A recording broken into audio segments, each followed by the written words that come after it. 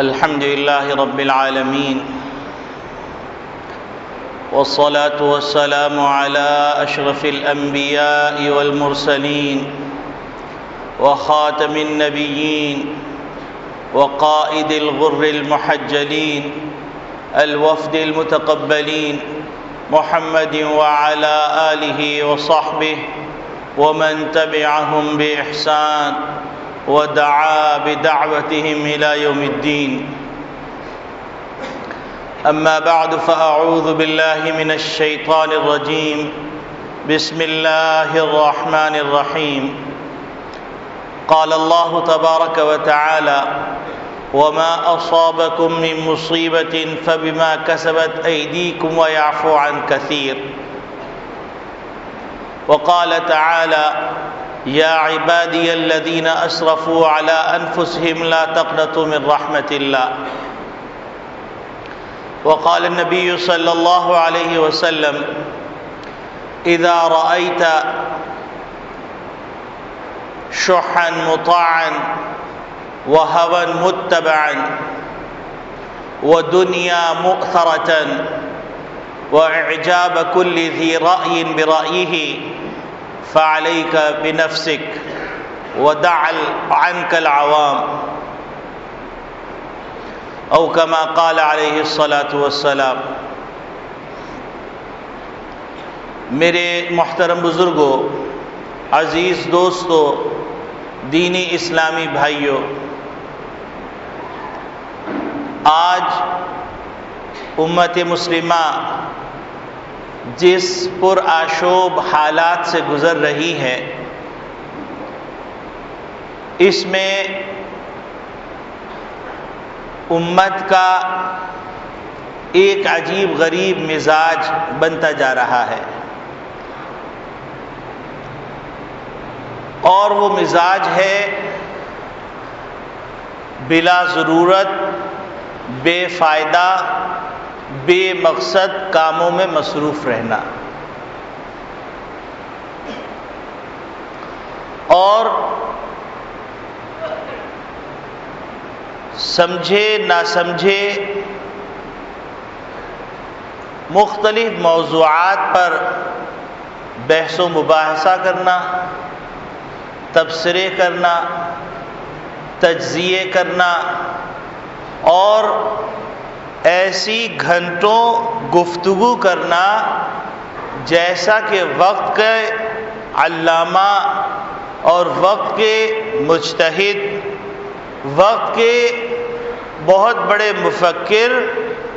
کسی موضوع پر گفتگو کر رہے ہیں. اور ان الفاظ جن الفاظ کی حقیقت عرفی ہو یا اصطلاحی ہو، اس حقیقت کے اوپر بغیر اس علم کے ناواقفیت کے، بغیر اس علم کی واقفیت کے لا علمی میں گفتگو ہوئی چلی جا رہی ہے. اور ایک نہیں کئی موضوعات کو چھیڑا جاتا ہے، اور بدقسمتی سے وہ ذرائع ابلاغ جو قوموں کی تعمیر کے لیے استعمال ہو سکتے تھے، وہ ذرائع ابلاغ جو قوموں کو ہوش مندی کے راستے پہ ڈال سکتے تھے، وہ ذرائع ابلاغ جو افراد کی فکری تعمیر کر سکتے تھے، وہ ذرائع ابلاغ لا یعنی اور فضول بحثوں میں پوری امت کو مبتلا کیے ہوئے. نبی اکرم صلی اللہ علیہ وسلم نے بہترین اسلام کی علامت یہ بتلائی کہ من حسن اسلام المرء ترک ما لا یعنیہ، کہ کسی بھی مسلمان کے اسلام کے معیار کو سمجھنا ہو تو دیکھو کہ وہ لا یعنی چیزوں میں مصروف ہے یا نہیں. اگر لا یعنی چیزوں میں مصروف ہے تو سمجھ لو کہ اس کے ایمان کا، اس کے اسلام کا گراف نیچے آ چکا ہے. اور اگر بامقصد گفتگو میں مصروف ہے جس سے قوم کو فائدہ ہو رہا ہے، جس کے نتیجے میں آخرت کا کوئی فائدہ ہو رہا ہے، جس کے نتیجے میں امت کی ترقی کی کوئی منزلیں متعین ہو رہی ہیں، تو ایسی صورت کے اندر سمجھ لو یہ امت کے ایمان کا گراف بہت بلند ہے۔ اور یہ ساری گفتگو جس گفتگو میں امت مصروف ہے،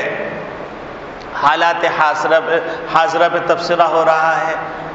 مختلف قسم کے تجزیے پیش کیے جا رہے ہیں، مختلف شکوے کیے جا رہے ہیں، ایک دوسرے کو لعن طعن کیا جا رہا ہے، اور اس کے بعد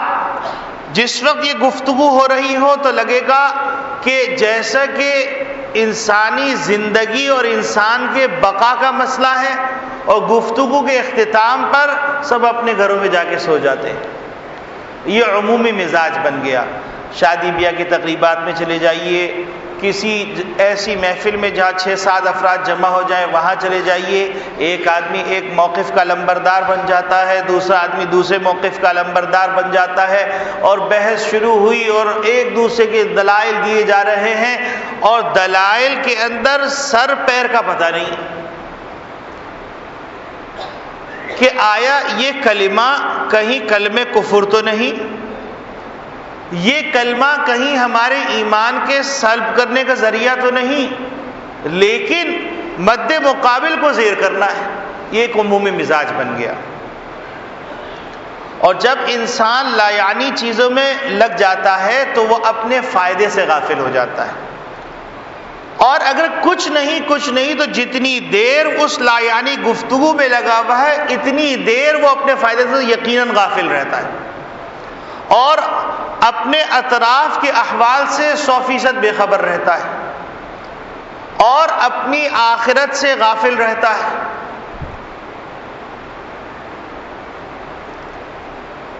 اور پھر اس کے نتیجے میں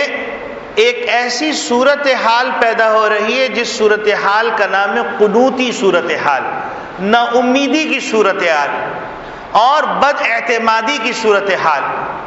اور جب کسی قوم پر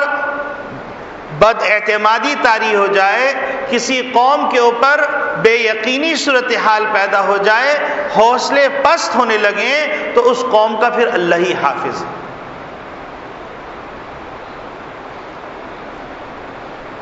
یہ تو ایک مختصر سا تبصرہ تھا۔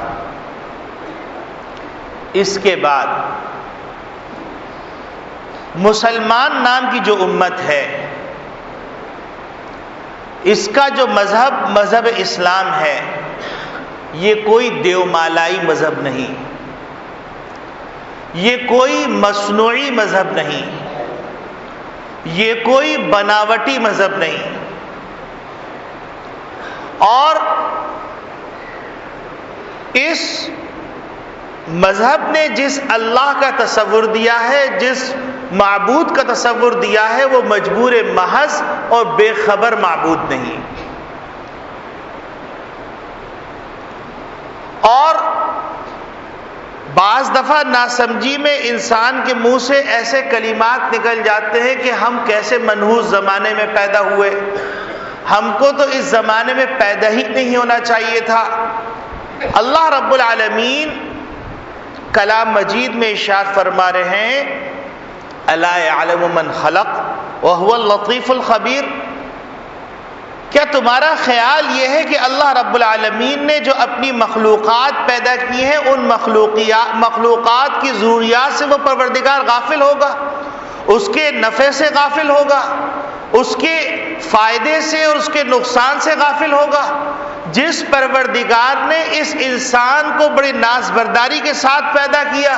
اس کی پیدائش سے پہلے اس پروردگار نے اس کے لیے ایسا صندوق بنایا جس صندوق کے اندر انسان کے کھانے کی چیزیں، پہننے کی چیزیں، انسان کی قیامت تک کے آنے والی ضروریات نکلی چلی آ رہی ہیں اور اس کا اختتام نہیں۔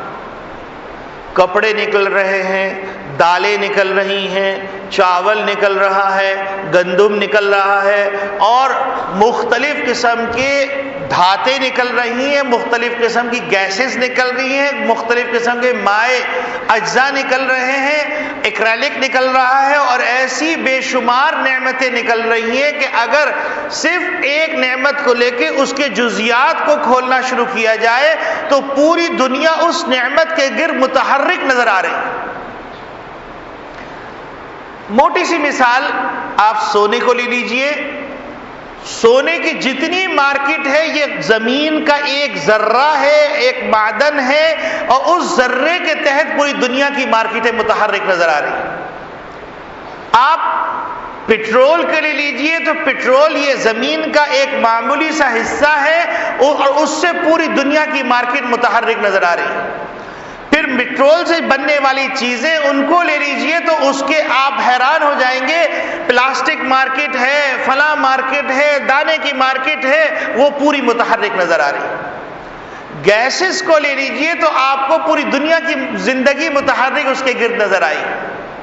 دھاتوں کو لے لیجئے، غلوں کو لے لیجئے، تو وہ پروردگار جس نے اس انسان کی پیدائش سے پہلے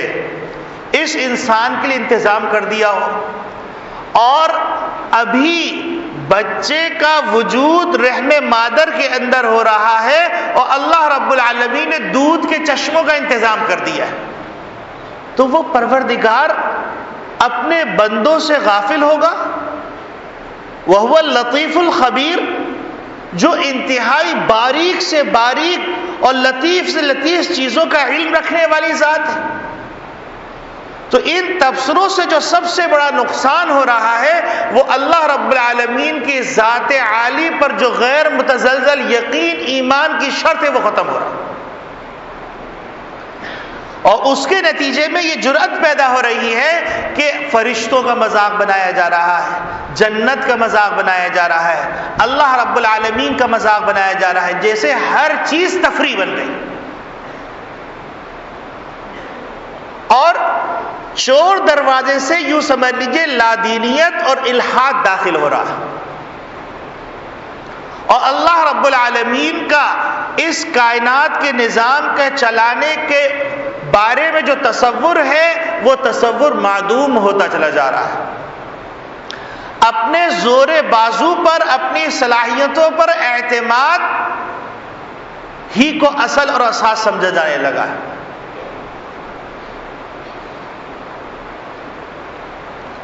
تو ایسی صورتحال کے اندر ہم کو قرآن کریم کی طرف رجوع کرنا چاہیے، اور چونکہ قرآن کریم ایک ایسی کتاب ہے جس میں تمام تدابیر کے باوجود، تمام محنتوں کے باوجود، تمام کوششوں کے باوجود تغیر اور تبدل ایک ضرب زبر اور ایک زیر کا بھی نہیں لایا جا سکا۔ اب ہم کو یہ دیکھنا ہے کہ ایسی صورتحال کے اندر ایک مسلمان کو قرآن کیا تعلیم دے رہا ہے، کیا تبصروں کی دعوت دے رہا ہے، کیا تجزیوں کی دعوت دے رہا ہے، کیا کلاسیکل واقعات کے طور پر واقعات کا تذکرہ کر کے اس پہ قناعت کی دعوت دے رہا ہے، یا قرآن کریم ہم کو کوئی اور تعلیم دے رہا ہے جس تعلیم کو اگر ہم تھام لیں گے تو ہم اللہ رب العالمین کی ذات سے امید رکھتے ہیں کہ ہمارا عروج پھر شروع ہو سکتا ہے۔ تو اس سلسلے میں سب سے بنیادی تعلیم جو دی جا رہی ہے وہ بنیادی تعلیم یہ دی جا رہی ہے کہ یا عبادی الذین اسرفوا علی انفسہم لا تقنطوا من رحمت اللہ۔ جو لوگ عربی جانتے ہیں، عربی ادب سے واقف ہیں، اور حروف کے استعمال سے عربی کے اندر جو جان پیدا ہو جاتی ہے تعبیرات کے اندر وہ اس کو سمجھتے ہیں، تو وہ یہ جانتے ہیں کہ اللہ رب العالمین نے یہاں پر کتنی عجیب غریب محبت سے تعبیر کی ہے، اور نا امیدی کی انتہا کا دروازہ توڑ کر اس کے اندر امید کی کرنیں داخل کر دی۔ نا امیدی کا جو سیلاب امڑ رہا ہے اس سیلاب کے سامنے ایک سد قائم کر دیا اور اس سیلاب کا دھارا موڑ دیا۔ اب دیکھیے کہ اگر ایک آدمی چور ہو، ایک آدمی ڈاکو ہو، ایک آدمی قاتل ہو تو باپ بھی اس کی نسبت اپنی طرف کرتے ہوئے ہچکچاتا ہے. وہ یہ کہتا ہے کہ یہ میرا بیٹا نہیں، میں اس کو جانتا ہی نہیں.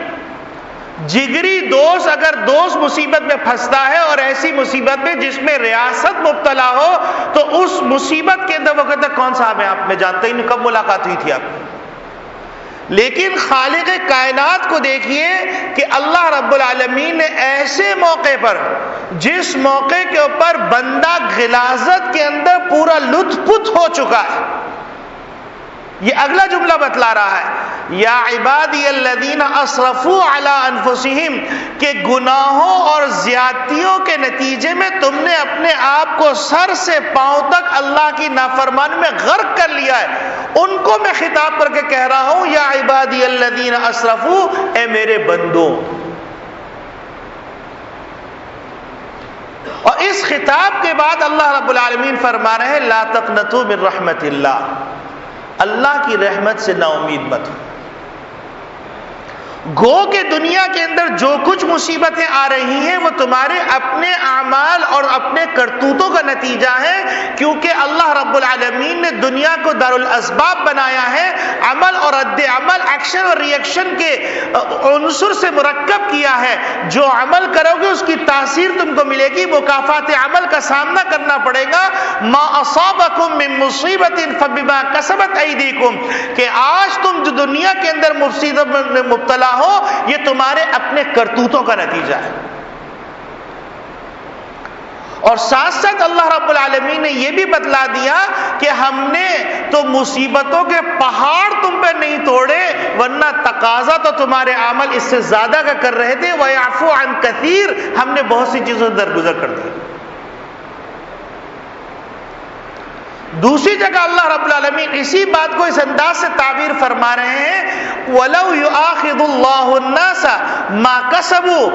وَلَوْ يُؤَاخِذُ اللَّهُ النَّاسَ بِمَا كَسَبُوا مَا تَرَكَ عَلَى ظَهْرِهَا مِن دَابَّةٍ، اگر اللہ رب العالمین پکڑ شروع کر دے انسانوں کی بدعملیوں کے نتیجے میں تو اس روئے زمین پر ایک ذی روح باقی نہ رہے. لیکن اللہ رب العالمین ڈھیل دیتے ہیں. تو پہلی بات جو ہم کو سکھانی ہے، قرآن نے جو ہم کو سکھائی ہے، وہ بات یہ کہ نا امیدی کے پردے کو چاک کر دیجیے. اور جب تک نا امیدی کا پردہ چاک نہیں ہوگا اس وقت تک اگلی بات سمجھ میں نہیں آئے گی.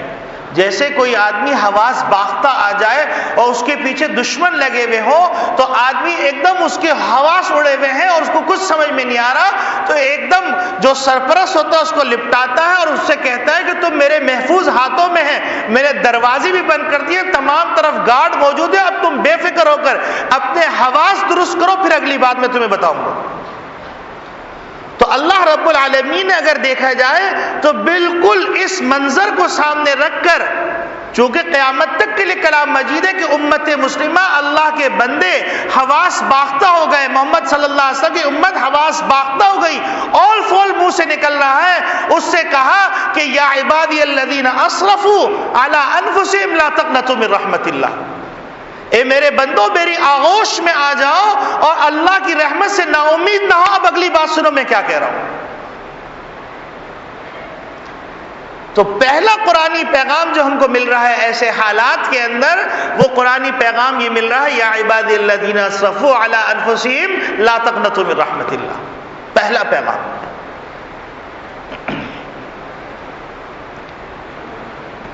اور اس پیغام کو سمجھنے کے لیے بنیادی طور پر یہ بات سمجھ لی جائے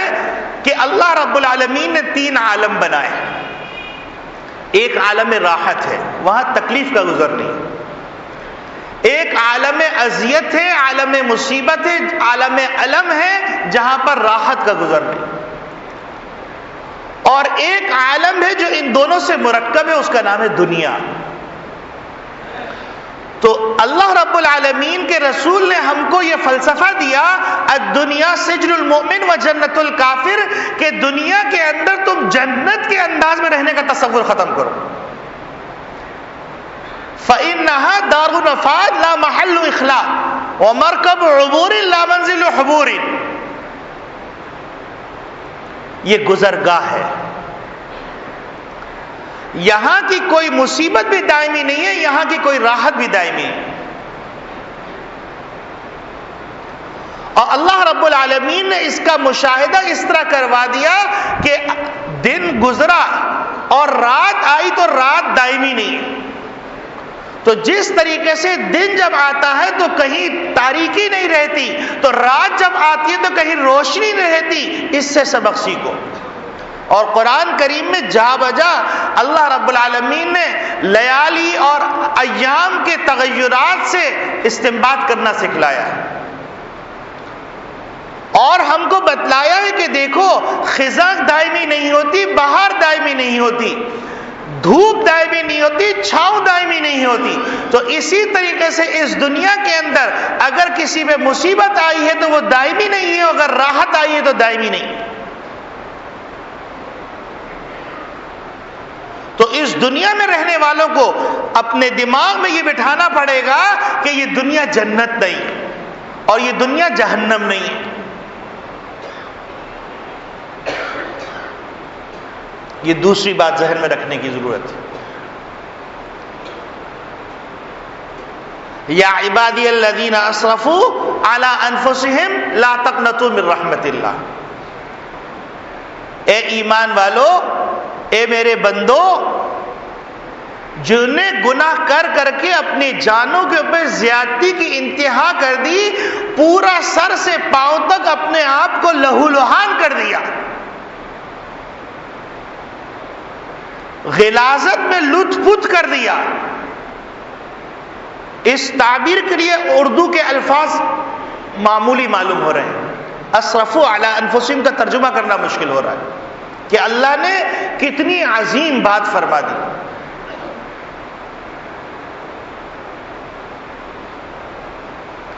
لا تقنطوا من رحمت اللہ، اللہ کی رحمت سے نا امید مت۔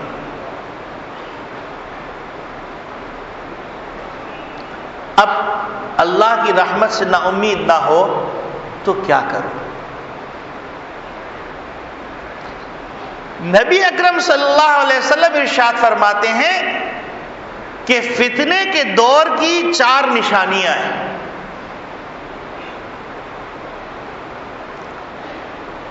جب یہ نشانیاں پیش آ جائیں تو ایسی صورت میں تمہیں ایک لاہم الاختیار کرنا ہے۔ اذا رأیت شحا مطاعا، جب تم دیکھنے لگو کہ دنیا کی مال و دولت کے پیچھے بھاگ رہے ہیں،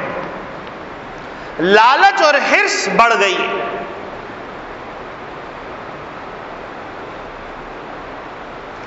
وہوا متبعا، نفسانی خواہشات کا غلبہ ہو گیا ہے، وہ دنیا مؤثرتن، اور آخرت کے مقابلے میں دنیا کو ترجیح دی جانے لگی، وَإِعْجَابَ كُلِّ ذِي رَأْيٍ بِرَأْيِهِ، اور ہر صاحب الرائے اپنی رائے پہ جم جائے اور جم کر یہ کہنے لگے کہ میری رائے صحیح ہے۔ اگر ہم اپنے حالات کا جائزہ لیں تو ہم کو یہی نظر آ رہا ہے کہ ایک الف باتاسا پڑھا ہوا بھی کہہ رہا ہے کہ میں صاحب الرائے ہوں۔ اعجاب کلی ذی رائے برائے تو وہ بہت بڑا درجہ ہے۔ ہم پستی کے اس دہلیز میں چلے گئے، اس پستی کی اس انتہا پہ چلے گئے کہ جہاں پر بچہ بھی یہ کہہ رہا ہے کہ میں صاحب الرائے ہوں، میری رائے صحیح ہے، بڑوں کی بات ماننے کے لیے تیار نہیں۔ اور باقاعدہ ایسی قوم تعمیر کی جا رہی ہے جو بہنگم قوم ہے،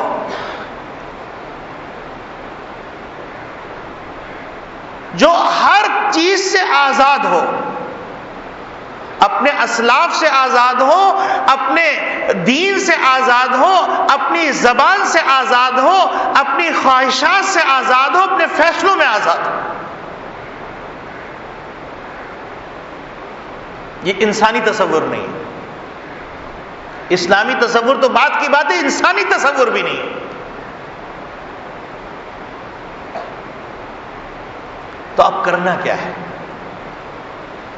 تو نبی کریم صلی اللہ علیہ وسلم فرماتے ہیں کہ ایسے حالات کے اندر چونکہ عام طور پر انسان دوسروں کی طرف اشارے کرتا رہتا ہے اور اپنے آپ سے غافل ہو جاتا ہے.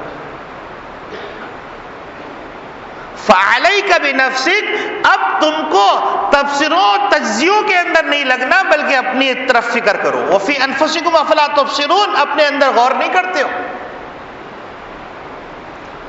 اگر ذوالنون مصری رحمت اللہ علیہ سے کہا جائے کہ قحط سالی ہو رہی ہے، آپ دعا فرما دیجیے، تو وہ جو اللہ کا ولی ہے وہ کہہ رہا ہے لگتا ہے کہ میری بدعملیوں کی وجہ سے شاید اس بستی کے اوپر عذاب آیا ہوا ہے، لہذا مجھے چاہیے میں اس بستی سے چلا جاؤں.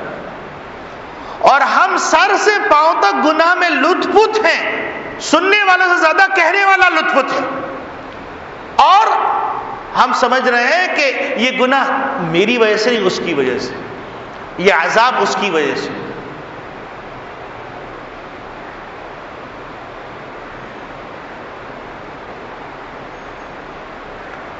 تو نبی اکرم صلی اللہ علیہ وسلم کی اس پیشن گوئی کو سامنے رکھتے ہوئے چاروں نشانیاں فتنہ دور کی ظاہر ہیں، اور اللہ کے رسول کا یہ حکم بھی فراموش کیا جا رہا ہے کہ اپنی فکر چھوڑ دی گئی. اور کہا گیا کہ تم عوام کے اوپر تبصرہ کرنا چھوڑ دو. اسی حدیث کے اندر نبی کریم صلی اللہ علیہ وسلم فرما رہے ہیں.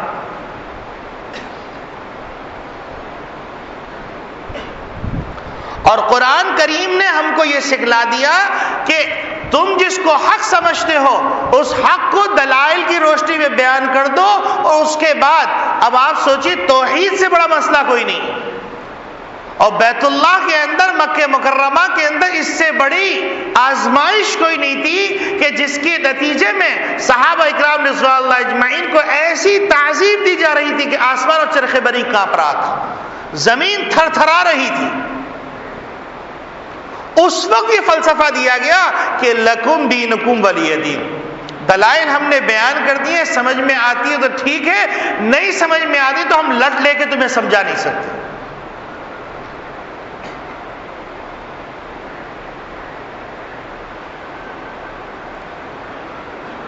تو اس پرفتن دور کے اندر جو ایک فرد کو کرنے کا کام ہے، اور پھر فرد جب کرے گا تو فرد سے فرد، اور فرد سے افراد، اور افراد سے معاشرہ، اور معاشرے سے مملکت.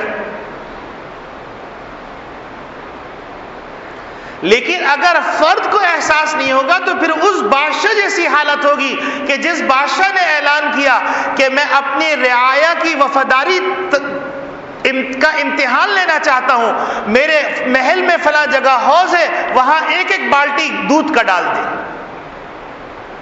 ہر شخص نے سوچا کہ اتنے لوگ دودھ کی بالٹی ڈال رہے ہیں، اگر میں نے پانی ڈال دیا تو کیا ہوگا. جب صبح اٹھ کے دیکھتے تو ایک بالٹی دودھ کی نہیں ڈلی ہوئی تھی. قومی مزاج یہ بن گیا تھا، رعایا کا قومی مزاج یہ بن گیا تھا.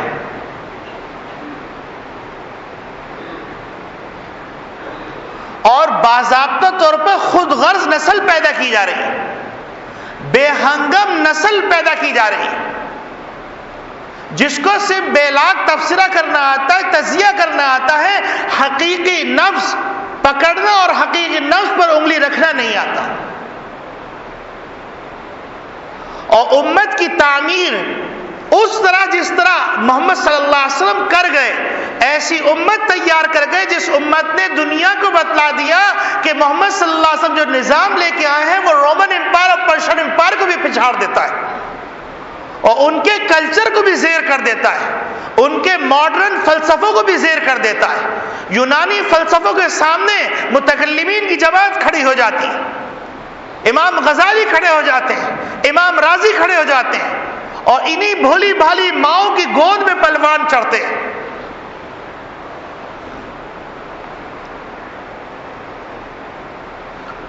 اور عظیم الشان کتب خانوں کی بنیادیں وجود میں آتی ہیں، بنیادیں رکھی جاتی ہیں.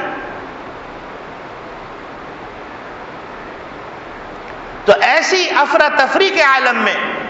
جس میں کہنے والے کو بھی پتہ نہیں کہ میں کیا کہہ رہا ہوں، سننے والوں کو بھی پتہ نہیں چل رہا کہ میں کیا سن رہا ہوں، اور پھر اس سننے اور کہنے کے نتیجے میں تبصرہ کر رہا ہوں، اس تبصرے کے بارے میں پتہ نہیں کہ میں کیا تبصرہ کر رہا ہوں، تو ایسی صورتحال کے اندر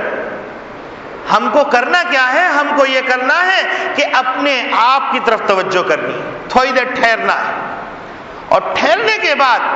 حاسبو قبل ان تحاسبو پر عمل کرنا ہے کہ قبل اس کے کہ ہمارا احتساب کیا جائے ہم خود اپنا احتساب کر لیں،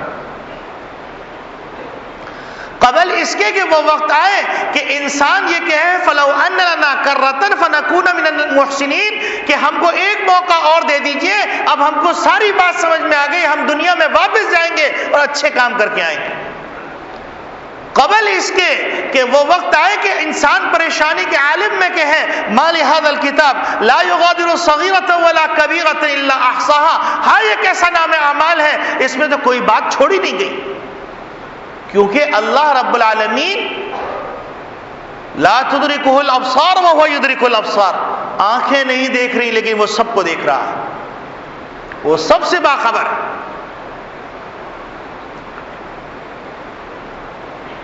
اور ارے جس اللہ نے پیدا کیا وہ اپنی مخلوق کی ضروریات سے غافل ہوگا؟ الا یعلم من خلق وهو اللطیف الخبیر، اس کو پتہ نہیں کہ کس کو کس زمانے میں پیدا کرنا ہے، اس کو پتہ نہیں کہ کیسے حالات پیش آئیں گے، اس کو پتہ نہیں کہ اس دنیا کے لیے کیا کیا مصائب کا سامنا کرنا پڑے گا، یہ ہو نہیں سکتا۔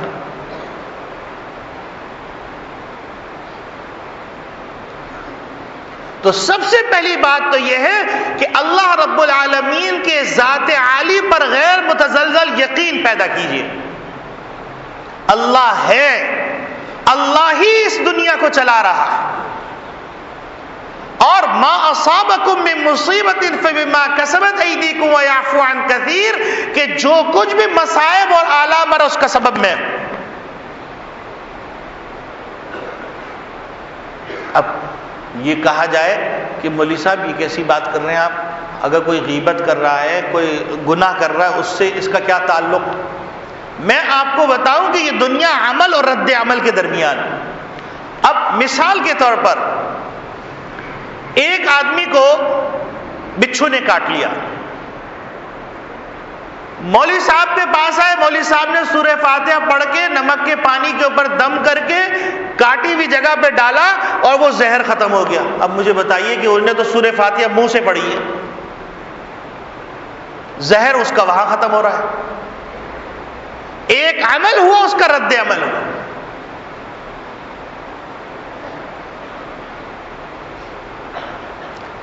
قحط سالی کا عالم ہے، اور قحط سالی کے عالم کے اندر حکم دیا جا رہا ہے کہ جاؤ جا کر صلاۃ الاستسقاء پڑھو۔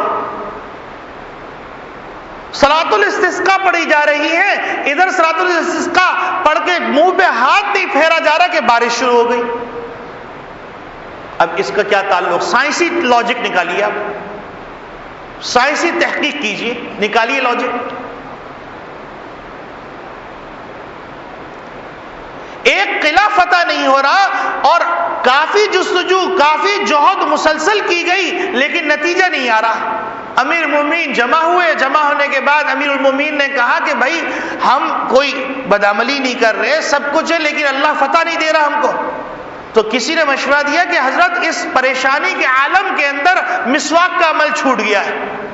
اب جاتے ہیں، جا کے مسواک لے کے آتے ہیں، مسواک کر رہے ہیں، جاسوس نے دیکھا، انہوں نے کہا یہ کوئی نیا اسلحہ لے کے آئے ہیں، اپنے دانت تیز کر رہے ہیں اور کچا چبا جائیں گے، پورا محل فتح ہو گیا۔ کوئی جوڑ ہے؟ کوئی جوڑ ہے بتائیے؟ لیکن چونکہ ہر چیز کو افسانوی بنا دیا گیا، اس قسم کے کارٹون، اس قسم کے پروگرامز بنا دیے گئے کہ ان باتوں کو پروگرام کے اندر مذاق میں اڑا دیا گیا۔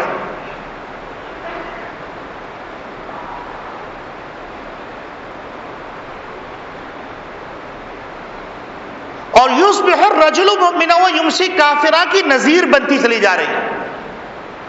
آپ مجھے بتلائیے کہ آپ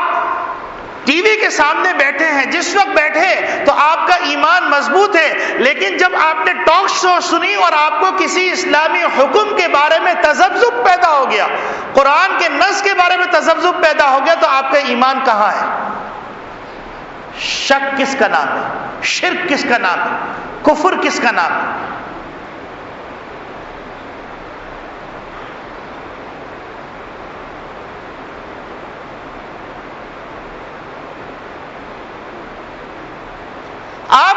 بتائیے کہ غزوہ خندق کے موقع پر صحابہ اکرام رضوان اللہ اجمعین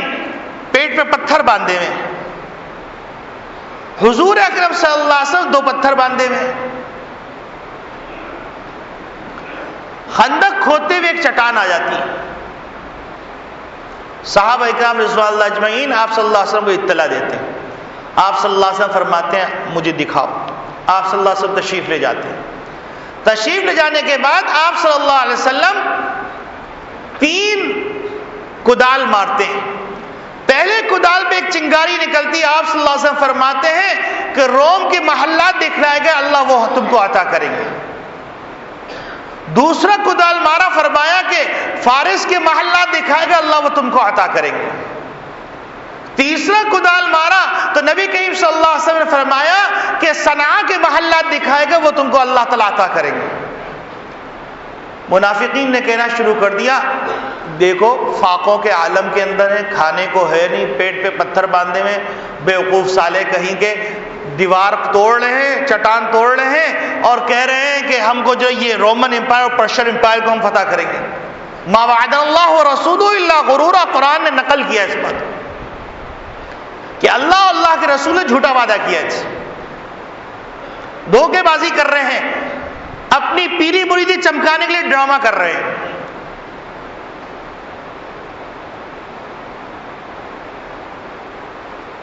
لیکن دنیا نے دیکھا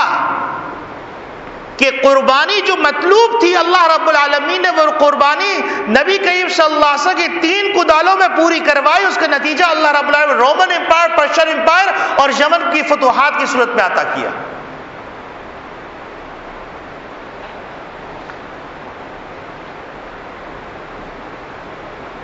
تو میرے عزیز دوستو بھائیوں، انسان اگر غیبت کر رہا ہے تو اس غیبت کی پھٹکار اور اس کی نحوست امت پہ پڑتی ہے، انسان جھوٹ بول رہا ہے تو اس کی پھٹکار پڑتی، زنا کر رہا ہے اس کی پھٹکار پڑتی، شراب پی رہا ہے اس کی پھٹکار پڑتی، ہر چیز کی نحوست ہے۔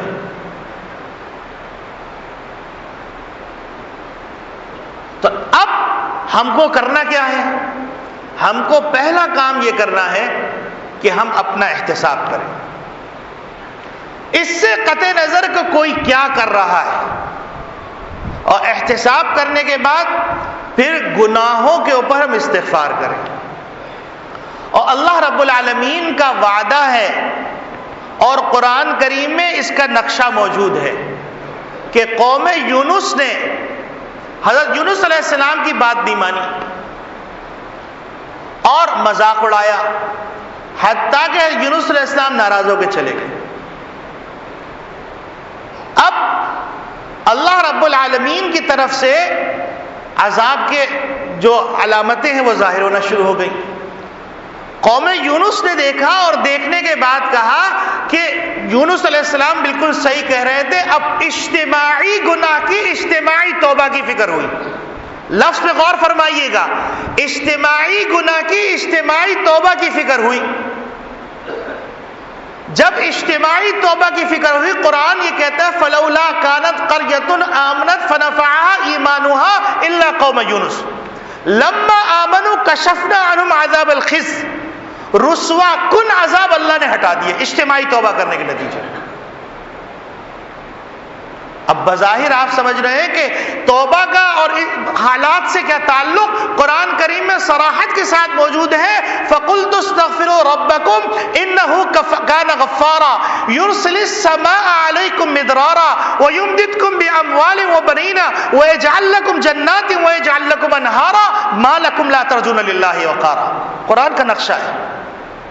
قرآن بول رہا ہے، کوئی مولوی نہیں بول رہا کہ استغفار کرو گے تو اس کے نتیجے میں اللہ رب العالمین رحمتوں کی بارش نازل فرما دیں گے۔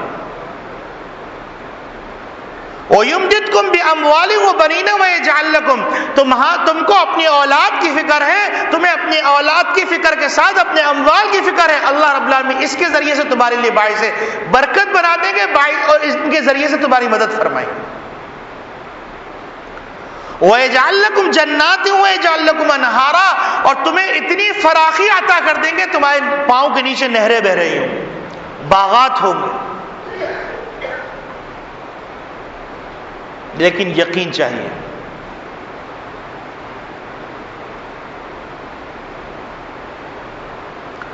اور پھر قرآن کریم میں دوسری جگہ ایک عجیب انداز سے اس بات کو سمجھایا. حضرت نوح علیہ السلام، حضرت یونس علیہ السلام، پیغمبروں کے قصے جو نقل کیے ہیں، تو بہت سے لوگ ایسے اللہ کے بندے ہیں وہ کہنے لگے کہ قرآن قصوں کی کتاب ہے. حالانکہ واقعات سے ہم کو عبرت کا طریقہ سکھلایا گیا ہے. تو وہاں پر ہم کو یہ سکھلایا جا رہا ہے کہ دیکھو کہ جب سمندر کے اندر مچھلی کے پیٹ میں چلے گئے اور اب بچنے کا کوئی راستہ نہیں، مصیبت ہی مصیبت، آفت ہی آفت، تو اب وہاں پر کہتے ہیں وَكَذَلِكَ نُنْجِي الْمُؤْمِنِينَ، جس طرح ہم نے ان پیغمبر کو جو مچھلی کے پیٹ کے اندر نا امیدی کے تہ بتے دبیس پردوں کے اندر چلے گئے تھے، لا الہ الا انت سبحانک انی کنت من الظالمین کہنے کے نتیجے میں ہم کو ان کو نکالا. تو اس دنیا کے پیٹ کے اندر، یہ دنیا کی مچھلی کے پیٹ کے اندر جب آفات اور بلیات اور مصائب کے پہاڑ تم پر ٹوٹ رہے ہوں گے اور تم رجوع اللہ کرو گے، سچے دل سے رجوع اللہ کرو گے، جس طرح مچھلی کے پیٹ سے ہم نے اس پیغمبر کو نکالا، تو تمہارے پیغمبر محمد صلی اللہ علیہ وسلم اشرف الانبیاء ہیں، سید الانبیاء ہیں اور شافی محشر ہیں، شفاعت کبریٰ ان کو دی گئی، وہ اپنی امت کے لیے بے قرار رہے، تو تمہارے نبی کی امت کو کیسے نہیں نکالیں گے؟ وَكَذَلِكَ نُنْجِي الْمُؤْمِنِينَ،